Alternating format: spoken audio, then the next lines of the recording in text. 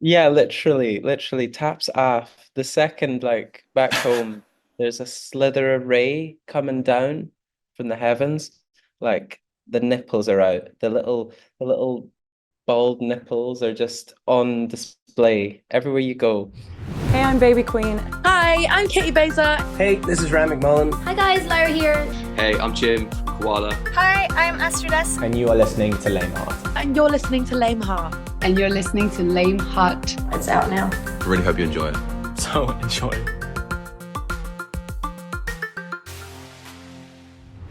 Formal introduction. Hello, Jacob Alon. Welcome to Léim Thart. Loads of new music and touring on the way. How's it going?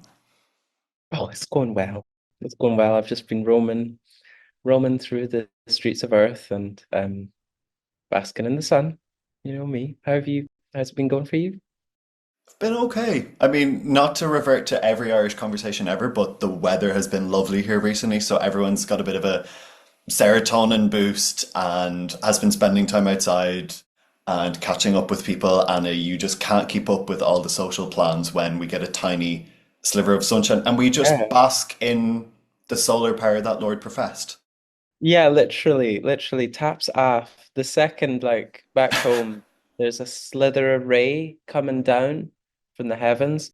Like the nipples are out. The little bald nipples are just on display everywhere you go. Soaking up that vitamin D. I take like this vitamin D spray every morning, and it's got like a little peppermint taste. And now I just instead go to the sun and I'm just like in the window, and yeah, I get my whole fix and more. How Um, natural. mhm. I don't know. We don't have as much of that in Ireland. I haven't been to Scotland yet, but we have lots of like Catholic guilt here. Oh yeah, You we know, feel that. it's intergenerational. Yeah, yeah, yeah, we get that too as well. Wonderful. Well, the way you just described everything there is exactly how it felt when I listened to your debut album, In Limerence. It's coming out 30th of May, and you're going to be going on tour as well. So you've That been was so releasing smooth. music. Oh, thank you. Thanks very much. You've been releasing music since the autumn, and we've got the album on the way. And I've heard, I suppose, especially in the last 2 weeks, I've heard your name so much because my favorite podcast is Sidetracked with Annie Mac and Nick Grimshaw. And it started off that there was one or two mentions, but I've been binging it very recently because I've had to do a few long car journeys.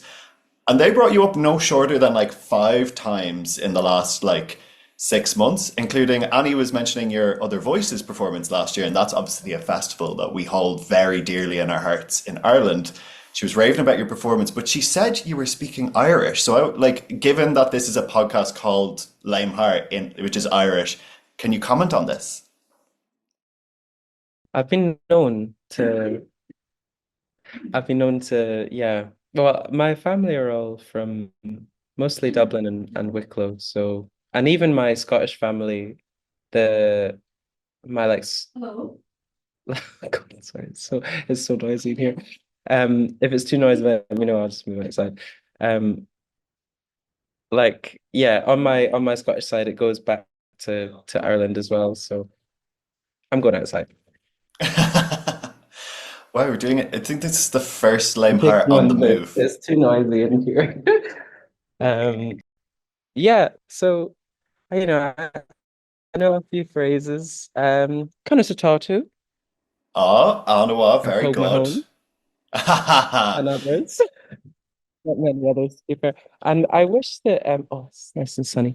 I wish that in Scotland, like Gaeilge na Halba was um like had there was more like government incentives to keep that language alive in Scotland because it's not really got the same like structures in place to support its survival here, which is really sad. But like recently, like coming to Other Voices, was so special to me, like to feel the sense of community within like the Irish music scene, and it really did feel like coming home, and not just through my heritage, like also just in the atmosphere that they created, and I think like just Irish people in general create this like very welcoming familial vibe that I definitely don't get when I'm in Scotland, um, which I think we could have and it would be really nice. But also like watching, around about the time I was in Dingle, I also watched the Kneecap film, um, Yeah. and just like watching that really inspired me. Like I really want to. I've not properly gotten into it yet, but I really just want to delve into the language, the Gaeilge language, and like I just yeah, I really love languages and linguistics. Not that I'm very good at them, but I find them very interesting and beautiful because they connect us, like to um so much culture and like lore of where we come from. So it'd be so cool. For sure, and it's always great to learn more. So all this music, including the stuff you performed on other voices that I saw clips of online, and it was great, by the way, all leading up to the album In Limerence, and Hmm. wow, it really took me aback listening to this. It's so oh, you're on the move again. I'm on the mobile. Oh, there goes my thing. Sorry, please don't. I hope this isn't distract you, but it is all kicking off. So I'm just making the best. I'm sorry. This is the most active episode I think I've ever recorded. We're getting the steps in. I hope this is. Yeah, okay. Now I'm in a quiet place. Yeah. Sorry, what were you saying? I was saying that I was blown over by the album and how it's so beautifully delicate in that it blends facts with fiction, the world building, and your voice telling these stories. And like to quote Animac on Sidetracked, it can crack the most cynical of hearts. Oh, that's so lovely. Thank you, Rory. I'm so glad that it's resonated with you and that you've been able to like extract that from that experience of listening to it. Um, and that gives me so much hope, that even the cynical sides of Annie Mac, of which I'm sure there are few, um, just given how big her heart feels, like can be touched in some way to feel less cynical. That feels nice because I very much feel cynical all the time and especially just with the horrors of the world right now, like it's really hard to not feel like that. So it means the world to hear any one person feeling less like that. So I'm really grateful for that. Thanks. Yeah, I've been really enjoying it. And the single you shared in March, Don't Fall Asleep, has lived in my head rent free for a few weeks. Mm. Deconstructing the lyrics and listening to it in some different settings to kind of give it a proper test. But it really reminded me in a very niche, like in a very niche way, looking at the story of it, Yeah. it reminded me of Joanne by Lady Gaga, tackling this idea of Okay. an imagined relationship to a family member who passed before you were born. Was there any inspiration here? That is crazy. I think someone is um I think I did read up on Joanne, like since someone's made that connection for, and it's so cool. It's funny you should mention that. Just with, I guess Lady Gaga's popping off again at the moment. Like, um, she just did that massive show in Rio and everything, and I was like re-listening to what's the album? Oh, I can't remember. Anyway, I was it's kind of sacrilegious that I can't remember it, but I was not well, I was listening to the most recent album, but the one before it as well. Um, Oh, and Chromatica. oh, that's the one. That's the one. And just having a great time yesterday. But yeah, what were we saying? Yeah, so yeah, it's interesting. I think there's many different types of relationships we have to ourselves and to others and also to stories as well. I think I don't know if there's such a thing as experiencing reality without the film of or the filter of our perception in some way. And although I never met this person that sadly passed just before I was born, I'd always known a version of them through the stories that were told to me. And I think a lot of us, that's how we interface with the the many characters that, are in culture and are known to us through other people, and also maybe the stories that we tell about the people that we do know and ourselves, um, who those characters are, who those egos are. Um, and I guess that's one element to that song, feeling connected to the idea of a person through fiction and through stories, and how still like meaning can be felt through that. But also there's a sentiment in that song that feels more pertinent, like to how I'm feeling right now in the world, which is like, even though it can be very alluring to like give in to the temptation of turning away from the real world and like falling into fantasy, wrapping yourself in layers of protective kind of escapism. Like, I think the harder thing to do, but the necessary thing to do is to try and stay present and try and stay awake um and know that even, yeah, because I think just like so much when there's all this horror going on, I just want to fall asleep forever and just not get out of bed and dissolve back into the earth and just give up.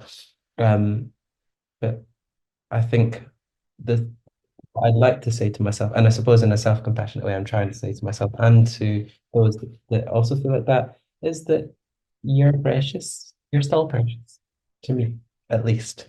And I'd love if you stayed with it, even though it's hard. Wonderful. It felt like a good choice to kind of give people ahead of the album, to kind of let them learn more incrementally before it comes out. Mm. Tell me about Zathura. Where does the Jumanji cinematic universe cross into the Jacob Alon cinematic universe? I love that you picked up on that. It's yeah, it's the lesser known, not a sequel, I guess it's just like written by the same author, Yes. just in the world, in the universe, maybe. Like a board game that's otherworldly. But I Yeah. went back and I watched all the trailer for that for Zathura and Jumanji in the last few days. Why do we not have voiceover in trailers anymore? Like you used to have someone being like, Yeah, in a a world. mysterious game launching into space. I know. It's so true. We're missing out on like a crucial, like, otherworldly experience. I say we bring it back. Well, maybe it's not too late for this album. I might find a pal. Maybe you could do it. A pal with Sound. a very gravelly voice that could narrate the predictions for the world of In Limerence.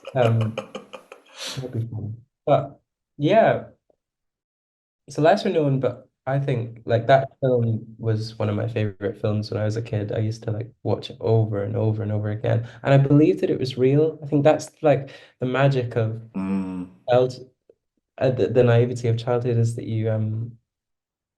that you believe what you see and tell because you don't have an anchor or a frame in that necessarily. Well, I guess all of us to a great extent we don't have that, but like an anchor to what is realistic and what isn't. But yeah, I always felt that that could happen, and I always saw myself. I think, and my brother and I used to watch it together, and I always saw um parallels between the two brothers in the film and us, and I loved it so much that I named. We had two little chickens when I was a kid. We adopted two chickens, and one was named after my auntie, Leon, my Irish auntie, and the other was named Zathura. oh, She was my favorite. And sadly, they somehow managed to escape and met their ends through probably foxes. Um, but we were like unwilling to let them go. We wanted to save them, my brother and I, when we found the cage open and abandoned. And so we armed ourselves with um like Nerf guns, lightsabers, Harry Potter wands, classic. the classic arsenal of any any fantasy bound child. And we like set forth into the woods which bordered my back garden, my childhood home, and but we didn't get very far. Like we kind of came in strong. I guess it was kind of more of a scene of Jumanji by then. Um, but we were defeated by our first boss battle with the wasp nest. Mm, My yeah. brother was stung so many times. He's like stopped breathing. It was really scary. And I was stung once, and it's crazy because he doesn't have like a fear of wasps now, but I really do, and he's scared of spiders, but I'm not. Um, but I think seeing the horror, like the trauma of seeing him like engulfed in this like horde of wasps, I just ran. I just ran like a kind of like a coward. And I went to get help, but I suppose a part of me really regrets that, not being brave enough to stay and endure that with him to make sure he was okay. Um, and I guess there's parallels to parts of my life that I still do something similar now. And um, so yeah, in some ways that song's about a chicken named Zathura, bless her. Um, Rest in peace. oh, gal, GBNF. Um, but also it's about my little brother. That's great to hear. And you're taking all these songs out on the road Yeah. across Europe, and you had a tour recently with Olly Alexander. How did that go? Icon. Yeah, it was really special. It was really hard, to be honest. Like, I think I've never done anything like that, like as intense as that as well. Like back to back shows for we were away for almost 5 weeks. Oh no, I think over 5 weeks. Because we I did another short tour before that, and then I was away in Texas. So it was crazy things, and I'm so happy and like lucky and in shock to be doing them. But by the end of it, I was fucked. I was so knackered, and I don't know if I'm allowed to swear on here. You're fine to swear here. Yeah. Um, but yeah, no, but it was also hard. Like some of the shows are so rewarding, and like meeting people, like all these fans are so amazing and fun. And then some of the shows, it was like getting spoken over the whole time, and just like being like, why am I doing this? Who am I? I don't know who I am. That's a challenge that I like. I feel like I've learned a lot from. So it's been good. And Ollie is an absolute gem. Like just truly a remarkable guy. Just so kind and talented and um yeah, I made some great friends and learned some lessons and fought some battles. And I'm excited for, you know, being able to implement those. I'm sure they'll all stand to you on this tour, which lands back in Dublin. This will be your third or fourth time in Ireland in the last year, which is great. Yeah, It's in Workman's yeah, Cellar, 11th of June. Go get your tickets yeah. now. And Workman's Cellar is a lovely basement venue. Yeah, yeah, we went to check it out because it's so much noise. That's my summoning actually. I'm about to like transform. I don't know if you can hear the bells, but what was I saying? Yeah, yeah, we went to check it out when we were there, like at the Olympia with Ollie, my stepmom and I. She lives in Dublin. She took me around and we saw the cellar, and yeah, I'm so buzzed. It seems like a really cool place. It's just been upgraded as well. It's like managed to sell it the smaller ones who were at the slightly bigger ones. So I'm excited that more people get to be there, and excited to see my family there, which will be fun. So Well, yeah, that's please come breaking along. news. Great crack. Breaking news. I didn't even have the upgrade on my notes that I wrote over the weekend. Wow. Oh my gosh. You You heard heard it it. here first. Yeah. Léim Thart exclusive. Well, that's brilliant. So, debut album In Limerence out 30th of May. Go get Yeah. it. And then Workman Cellar, 11th of June. You can go catch Jacob Alon live. Don't wait around, because Yeah, I don't. feel like the next one will be a bit bigger again, and there might be more demand, and it might be more difficult. So don't say I didn't warn you. Thanks so much, Jacob Alon, for coming on to Léim Thart for a chat. Thanks for having me. It's been a true pleasure. I hope to be back again sometime. You're always welcome. Thanks, Cal.